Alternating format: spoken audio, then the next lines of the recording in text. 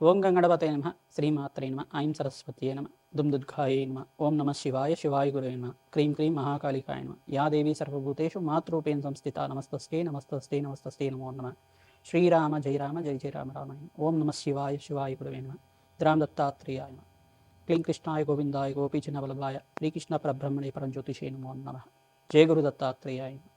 YouTube ప్రేక్షకులకందరికీ కూడా నమస్కారం అండి. నేను పాలపర్తి గురునాథ్ శర్మ జ్యోతిష్యం వాస్తు సిద్ధాంతిని. మీకంతా కూడా గోచారిత్య గ్రహాల యొక్క స్థితిగతి వాటి ప్రభావం అంతా కూడా మేషాది ద్వాదశ రాశుల వాళ్ళకి ఎటువంటి ప్రభావం అంతా కూడా చూపిస్తుంది, దాని విశ్లేషణ అంతా కూడా చెప్పడం జరుగుతుంది. ప్రధానంగా చూసుకుంటే మార్చి నెల ఫాల్గుణ మాసం పౌర్ణమి వేళల్లో అంతా కూడా మంగళవారం రోజున మనకి మధ్యాకాలంలో అంతా కూడా కేతు గ్రహస్థ చంద్రగ్రహణం అంతా కూడా సింహరాశిలో సంభవిస్తుంది. మకా పుబ్బ నక్షత్రయుక్తంగా అంతా కూడా సంభవిస్తుంది. ఏ రాశి వాళ్ళకంతా కూడా విపరీత ఫలితాలు, ఏ రాశి వాళ్ళకంతా కూడా శుభ ఫలితాలు, మిశ్రమైన ఫలితాలంతా కూడా ఏ రాశి ఫలితాలంతా కూడా సంపూర్ణంగా గ్రహణ కాలంలో ఎటువంటి నియమాలంతా కూడా పాటించాలి. ప్రధానంగా భారతదేశంలో ఈ యొక్క గ్రహణ ప్రభావం అంతా కూడా కనబడుతుంది. కావున ప్రధానంగా అందరికీ కూడా మేషాది ద్వాదశ రాశుల వాళ్ళు ఈ యొక్క గ్రహణ నియమాలంతా కూడా పాటించాల్సిన పరిస్థితి ఉంటుందన్నమాట. ప్రధానంగా చూసుకుంటే ఉదయం వేళలో అంతా కూడా ఈ యొక్క 8 గంటల దాకా ప్రాతకాలంలో గ్రహణ యొక్క వేదకాలం అని చెప్పేసి అంటారు. 6 గంటల నుంచి 8 గంటల దాకా గ్రహణ వేదకాలం అనేది ప్రారంభమవుతుంది. మరియు గ్రహణ వేదకాలంలో అంతా కూడా దేవాలయాలన్నీ కూడా 6 గంటల నుంచి దీపారాధన, నిత్య దీపారాధన అంతా కూడా దేవతార్చన అంతా కూడా చేసుకున్న తర్వాత దేవాలయ ప్రాంగణంలో అంతా కూడా 8 గంటల వేళల్లో అంతా కూడా ఈ యొక్క దేవాలయం అంతా కూడా పనిచేయడం జరుగుతుంది. మరి గ్రహణ శుద్ధి అయిపోయిన తర్వాత తిరిగి తెరవడం జరుగుతుంది. ప్రధానంగా చూసుకుంటే ఈ యొక్క గ్రహణ నియమాలన్నీ కూడా చూసుకుంటే గ్రహణ కాలాలు ఏ కాలంలో జరుగుతుంది అని చెప్పేసి అంటే మధ్యాహ్నం 3:20 నుంచి ప్రారంభమవుతుంది. మధ్యాహ్న వేళల్లో అంతా కూడా చూసుకుంటే గ్రహణ పట్టు అంటారు, స్పర్శాకాలం అంటారు దీన్నంతా కూడా. మరియు గ్రహణ సంపూర్ణమైన స్పర్శాకాలం అంతా కూడా 5:04 సాయంకాల వేళలో అంతా కూడా ప్రారంభమవుతుంది. సంపూర్ణ విడుపు అంతా కూడా చూసుకుంటే గ్రహణ మోక్షకాలం అని చెప్పేసి అంటారు. దీనంతా కూడా 6:47 దాకా గ్రహణ కాలం అంతా కూడా సంపూర్ణంగా చంద్రగ్రహణం అంతా కూడా ఈ యొక్క కాలంలో అంతా కూడా పుణ్యకాలంగా చెప్పడం జరుగుతుంది. గ్రహణ పట్టు కాలం, విడుపు కాలం అంతా కూడా సంపూర్ణంగా విశ్లేషణ చేయడం జరిగింది. ఈ యొక్క స్నానానికి పుణ్యమైన ఫలితం అంతా కూడా గ్రహణ స్నానాలు ఆచరించడం వల్ల, పట్టు స్నానం, విడుపు స్నానం చేయడం వల్ల కోటి యజ్ఞాల ఫలితాలు తిరగడానికి ఆస్కారం ఉంటుంది. ప్రధానంగా చూసుకుంటే గర్భవతులంతా కూడా నియమాలు పాటించాల్సి ఉంటుంది. ఉదయం వేళల్లో అంతా కూడా 10:30 దాకా ఈ యొక్క భోజనాది కార్యక్రమాలు, అల్పాహారం అంతా కూడా తీసుకోవడం వల్ల శ్రేష్టంగా ఉంటుంది. గ్రహణ నియమాలంతా కూడా ఉదయం వేళల్లోనే భోజనాది కార్యక్రమాలు అంతా కూడా సంపూర్ణంగా ఆచరించాలి. మధ్యాహ్న వేళల్లో అంతా కూడా భోజనాలు చేయకూడదు. రాత్రి వేళల్లో గ్రహణం అయిపోయిన తర్వాత 7 గంటల ప్రాంతం నుంచి మీరంతా కూడా గృహం అంతా కూడా శుద్ధి చేసుకుని పుణ్యవాచన కార్యక్రమాలు అనేది కూడా చేసుకుని జింజం అంతా కూడా మార్చుకున్న తర్వాత గ్రహణ శుద్ధి కాలం అంతా కూడా చేసుకున్న తర్వాత జపానిక్ అనుష్ఠానం అంతా కూడా చేసుకోవడం, గ్రహణ కాలంలో అంతా కూడా జపానిక్ అంతా కూడా శ్రేష్టమైన ఫలితంగా చెప్పడం జరుగుతుంది. ఎవరికైతే కనుక మంత్రోపదేశం ఉంది, గురువు ద్వారా మంత్రాన్ని తీసుకున్న వాళ్ళంతా కూడా వేద పండితులు కానీ ఈ యొక్క మంత్ర జ్ఞానాన్ని పొందిన వాళ్ళైనా కానీ ప్రతినిత్యం కూడా జపాన్ని ఆచరించడం వల్ల, ఆ రోజున విశేషంగా గ్రహణ నియమాలు పాటించడం వల్ల కోటి యజ్ఞాల ఫలితం, ఒక జపాన్ని ఆచరించడం వల్ల కోటి రెట్టు ఫలితం అంతా కూడా మీకు లభిస్తూ ఉంటుంది. తద్వారా మీరంతా కూడా దైవతార్చన చేయడం వల్ల, దేవుడి యొక్క నామస్మరణం చేయడం వల్ల, జగన్మాత యొక్క నామస్మరణ మాత్రం చేతిని కోటి సార్లు జపం చేసిన ఫలితం అంతా కూడా మీకు జరుగుతుంది. మీరంతా కూడా ప్రధానంగా మేషాది ద్వాదశ రాశుల వాళ్ళు ఎవరికైతే కనుక దోషకాలం అంతా కూడా ఉందో, దోషం అంతా కూడా ప్రభావం ఉందో, మీరంతా కూడా తద్దోష పరిహారార్థం అంతా కూడా దానాది కార్యక్రమాలు చేసుకోవడం వల్ల శ్రేష్టమైన ఫలితాలు పొందుతారు.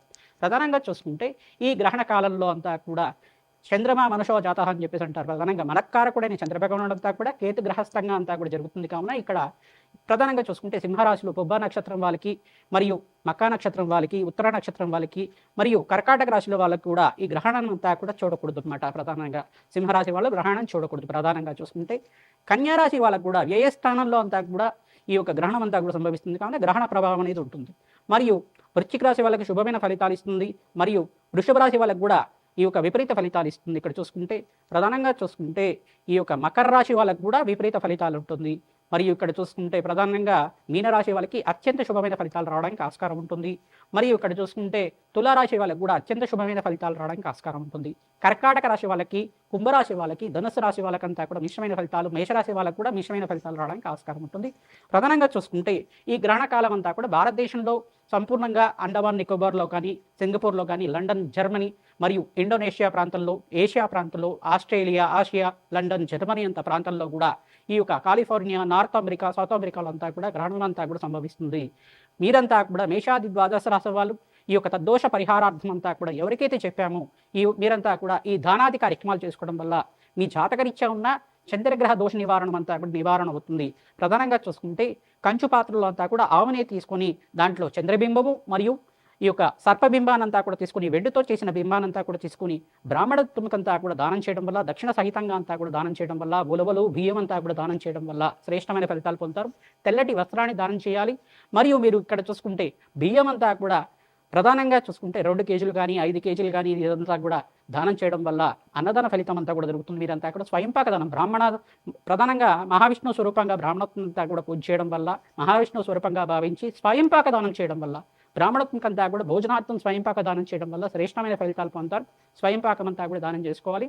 తెల్లటి వస్త్రాన్ని దానం చేయడం వల్ల సంఘంలో గౌరవం పెరుగుతుంది, రాజయోగం కలుగుతుంది. వీకంతా కూడా వ్యాపారం అభివృద్ధి అవుతుంది, అష్టలక్ష్మి శ్రీనివాసంగా ఉంటుంది. తద్వారా ఈ యొక్క గ్రహణ నియమాలు ఎవరైతే పాటిస్తూ ఉంటారో శ్రేష్టమైన ఫలితాలు పొందడానికి ఆస్కారం ఉంటుంది. మనకారకుడైన చంద్రుడికంతా కూడా ఇక్కడ గ్రహణం కలుగుతుంది కావున మనస్సు మీద ప్రభావం ఎక్కువగా ఉంటుంది. ప్రధానంగా మేషాది ద్వాదశ రాశులంతా కూడా ప్రధానంగా చంచలమైన మనస్వభావంతో ఉంటారు కావున చంచలత్వం అనేది ప్రధానంగా ఉంటుంది. తద్దోష పరిహారార్థం అంతా కూడా పరమేశ్వరుడి ప్రీతికరంగా క్షీరాభిషేకం చేయించడం, ప్రధానంగా అన్నాభిషేకం చేయించడం వల్ల కష్టాల నుంచి బయటపడడానికి ఆస్కారం ఉంటుంది. ప్రతినిత్యం కూడా అమ్మవారి ఆరాధన చేసుకోవడం వల్ల శ్రేష్టమైన ఫలితాలు పొందుతారు. ప్రధానంగా చూసుకుంటే గోమాతకి ఎవరైతే కనుక పచ్చిక తెలకపెండి గ్రాసాన్నంతా కూడా మీరు గ్రహణ నియమాలు అయిపోయిన తర్వాత ఈ యొక్క గోమాత సేవ చేయడం వల్ల శ్రేష్టమైన ఫలితాలు పొందడానికి ఆస్కారం ఉంటుంది. ప్రధానంగా ఈ యొక్క గ్రహణ నియమాలంతా కూడా పాటించండి, శ్రేష్టమైన ఫలితాలు పొందుతారు. ఎవరైతే దేవతార్చన చేసుకుంటుంటారో, భగవంతుడి యొక్క నామస్మరణ చేసుకుంటారు, కోటి యజ్ఞాల ఫలితం కలుగుతుంది. శతసహస్ర అశ్వమేధ యాగాదాలు చేసుకున్న ఫలితం అంతా కూడా ఉంటుంది. ప్రధానంగా మంత్రసిద్ధులు కానీ, జ్ఞానులు కానీ, వేద పండితులు కానీ ఎవరికైతే మంత్రోపదేశం ఉన్న వాళ్ళైతే కనుక ఆ మంత్రాన్ని, వేద మంత్రాన్ని అంతా కూడా మూలమంత్రాన్ని జపాన్ని అనుష్ఠానం చేసుకోవడం వల్ల తద్వారా మీకంతా కూడా మంత్రసిద్ధి, మంత్రజ్ఞానం పొందడానికి ఆస్కారం ఉంటుంది. తద్వారా ఈ యొక్క తద్దోష పరిహారార్థం అంతా కూడా దానాది కార్యక్రమాలు చేయడం, దశదానాలు, షోడశ దానాలంతా కూడా ఆచరించడం వల్ల మీకు యజ్ఞాది ఫలితం కలిగిన ఆస్కారం ఉంటుంది. కోటి యజ్ఞాల ఫలితం అంతా కూడా సిద్ధించడానికి ఆస్కారం ఉంటుంది. మనోవాంఛలంతా కూడా శీఘ్రంగా నెరవేరడానికి ఆస్కారం ఉంటుంది. మీ జాతకరీత్యా చంద్రభగవానుడు నీచస్థానంలో ఉన్న జాతకరీత్యా ఉన్న చంద్రభగవానుడి దోషం కానీ, ఈ యొక్క రాహుకేతు దోషాలు కానీ నివారణ అవ్వడానికి మీరు ఖచ్చితంగా ఈ దానాది కార్యక్రమాలు ఆచరిస్తూ ఉండాలి. తద్వారా మీకు శ్రేష్టమైన ఫలితాలు పొందడానికి ఆస్కారం ఉంటుంది. ప్రతినిత్యం కూడా అమ్మవారి ఆరాధన చేయండి. మీరంతా కూడా గ్రహణ నియమాల్లో అంతా కూడా మధ్యాహ్న కాలంలో ఈ యొక్క స్పర్శకాలం అనేది ఉంది కావున స్వల్పంగా నిడివి కాలం అంతా కూడా 5 గంటల 36 నిమిషాల నుంచి 4 గంటల ఈ యొక్క ప్రధానంగా చూసుకుంటే ఈ యొక్క గ్రహణ స్పర్శకాలం విడుపు కాలం అంతా కూడా చూసుకుంటే 5 గంటల 36 నిమిషాల నుంచి ప్రధానంగా 6 గంటల 47 నిమిషాల దాకా సంపూర్ణమైన విడుపు అంతా కూడా జరుగుతూ ఉంటుంది. సాయంకాల వేళల్లో అంతా కూడా జరుగుతుంది. చంద్రోదయ కాలానికి ఒక 10 నిమిషాలు 15 నిమిషాలు మాత్రమే జరుగుతుంది. మనకు మధ్యాహ్న కాలంలో చంద్రోదయం కాదు, కానీ ఇక్కడ చూసుకుంటే చంద్రోదయ కాలం అంతా కూడా ముందుగానే, అంటే మనకు భారతదేశంలో అంతా కూడా చంద్రోదయ కాలం ప్రధానంగా చూసుకుంటే 8:30 నుంచి 9 గంటల ప్రాంతంలో కానీ జరుగుతూ ఉంటుంది.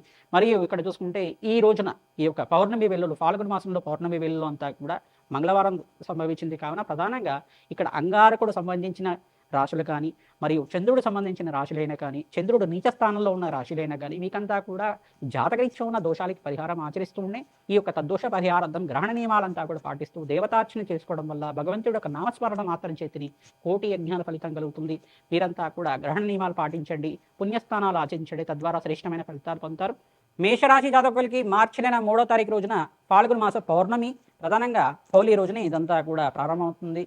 ప్రధానంగా మంగళవారం రోజున మేషరాశి జాతకులకంతా చూసుకుంటే కేతుగ్రహస్థ చంద్రగ్రహణం సింహరాశిలో సంభవిస్తుంది. మకా పుబ్బ నక్షత్ర యుక్తంగా కేతుగ్రహస్థ చంద్రగ్రహణం అంతా కూడా మధ్యాహ్న కాలంలో అంతా కూడా ప్రారంభమవుతుంది. 3 గంటల 20 నిమిషాల నుంచి 6 గంటల 47 నిమిషాల దాకా అంతా కూడా నిడివి కాలం ఉంటుంది. మధ్యకాలము స్పర్శకాలం అంతా కూడా చూసుకుంటే 5 గంటల 4 నిమిషాల నుంచి సాయంకాల వేళలో ప్రారంభమవుతుంది. విడుపు అంతా కూడా చూసుకుంటే 6 గంటల 47 నిమిషాలకంతా కూడా విడుపు కాలము, పుణ్యకాలం అని చెప్పేసి అంటారు. ఈ నిడివి కాలం అంతా కూడా చంద్రగ్రహణ కాలం అని చెప్పేసి చెప్పడం జరుగుతుంది. ప్రధానంగా మేషరాశి జాతకులకంతా కూడా మిశ్రమైన ఫలితాలు ఉంటుంది కావున దేవతార్చన చేసుకోవడం, జపాన్ని ఆచరించుకోవడం వల్ల శ్రేష్టమైన ఫలితాలు పొందుతారు. ఓం నమ శివాయ, శివాయ గురువే నమ నామాన్నంతా కూడా జపాన్ని ఆచరించుకోండి. ఓం శరవణ భవాయ నమః నామాన్నంతా కూడా జపాన్ని ఆచరించుకోవడం వల్ల తద్దోష పరిహారార్థం అవుతుంది. మీరంతా కూడా జాతకరీత్యా ఉన్న దోషాలకంతా కూడా పరిష్కారం చేసుకోవడం, గోచారీత్యా ఇక్కడ చంద్రభగవానుడు కేతు గ్రహస్థంగా ఉన్నారు కావున మీకంతా కూడా ఏలినాటి శని ప్రభావంలో ఉన్నారు కావున తిలలు దానం చేసుకోవడం, మరియు బియ్యాన్ని దానం చేసుకోవడం, చంద్రుడికి ప్రీతికరంగా బియ్యం అంతా కూడా దానం చేసుకోవడం, తెల్లటి వస్త్రాన్ని బ్రాహ్మణత్వం దానం చేయడం, కంచు పాత్రలో అంతా కూడా ఆవు నెయ్యి మరియు చంద్రబింబము సర్పబింబాన్ని అంతా కూడా దానం చేసుకోవడం వల్ల, ఉలవలు కూడా దానం చేసుకోవడం వల్ల శ్రేష్టమైన ఫలితాలు పొందడానికి ఆస్కారం ఉంటుంది. ఐశ్వర్యయోగము రాజయోగం సిద్ధించడానికి మీరంతా కూడా జాతకరీత్యా ఉన్న దోషాలకంతా కూడా పరిష్కారం ఆచరిస్తుండాలి. గ్రహణ నియమాలంతా కూడా పాటించడం వల్ల శ్రేష్టమైన ఫలితాలు పొందడానికి ఆస్కారం ఉంటుంది. గ్రహణ కాలంలో మీరంతా కూడా భగవంతుడి యొక్క సేవ చేయడానికి ప్రయత్నం చేయండి. భగవంతుడి యొక్క నామస్మరణ చేయడానికి ప్రయత్నం చేయండి. ప్రతినిత్యం కూడా భగవంతుడు ఎంత నమ్మకంగా మీరంతా కూడా మంత్రోపాసన చేస్తూ ఉంటారో, దేవత నామస్మరణ మాత్రం చేస్తే కోటి యజ్ఞాల ఫలితం కలిగిన ఫలితం అంతా కూడా కలుగుతూ ఉంటుంది. ప్రధానంగా ఇష్టదేవత నామస్మరణం అంతా కూడా చేసుకోవడం మీకంతా కూడా శ్రేష్టమైన ఫలితాలు పొందడానికి ఆస్కారం. గ్రహణం అయిపోయిన తర్వాత గోమాత సేవ చేయడం, పరమేశ్వరుడు ప్రీతికరంగా అభిషేకాది కార్యక్రమాలు చేసుకోవడం వల్ల, జాతకరీత్యా ఉన్న దోషాలకంతా కూడా జపహోమాది కార్యక్రమాలు ఆచరించుకోవడం వల్ల శ్రేష్టమైన ఫలితాలు పొందుతారు. శ్రీమాత్రే నమః.